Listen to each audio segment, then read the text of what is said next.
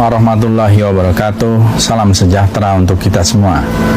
Saudara-saudara, beberapa hari ini kita diramaikan oleh sebuah polemik tentang hilangnya seorang tokoh yang sangat penting dalam sejarah, dalam kamus sejarah yang diterbitkan oleh Kementerian Pendidikan dan Kebudayaan. Tokoh itu adalah Kiai Haji Hashim Asy'ari.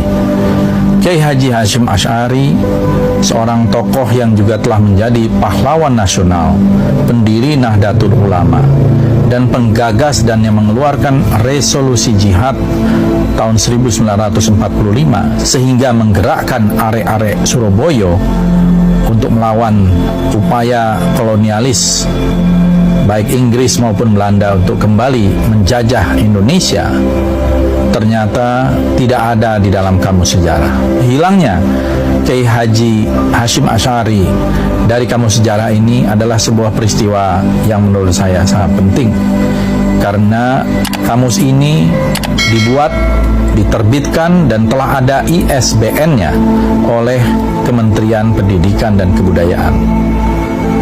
Dan tentu saja polemik ini lebih ramai karena justru ada tokoh-tokoh PKI di dalam kamus itu.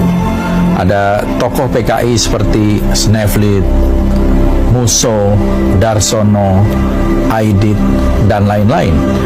Bagaimana bisa tokoh penting seperti Kiai Haji Hashim Asy'ari tidak dibuat entry-nya di dalam kamus, sementara tokoh-tokoh PKI yang jelas-jelas berkhianat kepada Republik Indonesia dimuat dengan panjang lebar.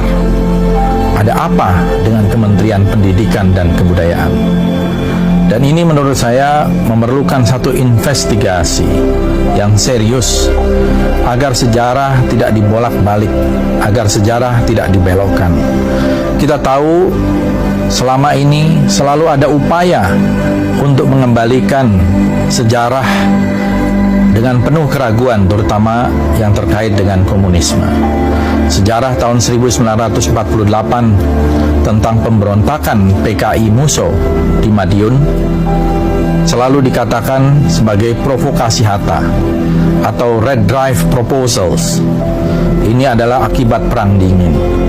Begitu juga di tahun 65, mereka yang pro kepada PKI dan pro kepada sejarah versi PKI mengatakan bahwa itu adalah masalah internal Angkatan Darat. Itu bukan kudeta dari PKI. Saudara-saudara, dalih semacam ini adalah sebuah dalih yang bukan baru. Tetapi kita tahu bahwa semua buku kesaksian dan juga pelaku-pelaku ya, yang waktu itu masih hidup, yang kita percayai, dan mereka adalah orang-orang yang pro kepada Republik seperti Muhammad Hatta, menjelaskan peristiwa 48 adalah sebuah kudeta yang didalangi oleh Musso dan kawan-kawan ingin menjadikan Republik Indonesia menjadi negara komunis, bagian dari Soviet ketika itu. Dan ini sebuah pengkhianatan karena mereka menusuk dari belakang ketika kita berjuang berusaha melawan kolonialis Belanda. Tiba-tiba PKI menusuk dari belakang pada saat yang sama. Begitu juga di tahun 65, para jenderal dibantai, dibunuh dengan sadis, disiksa.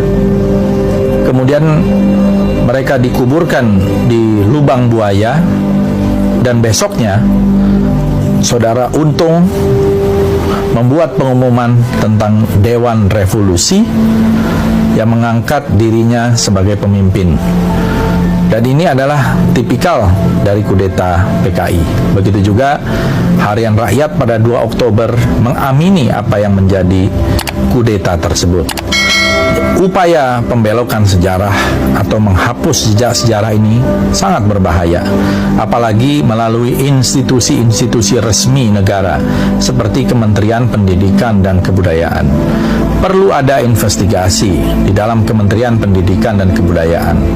Apakah ada anasir-anasir yang memang pro-komunis, pro sejarah komunis, dan ingin menghapus sejarah itu?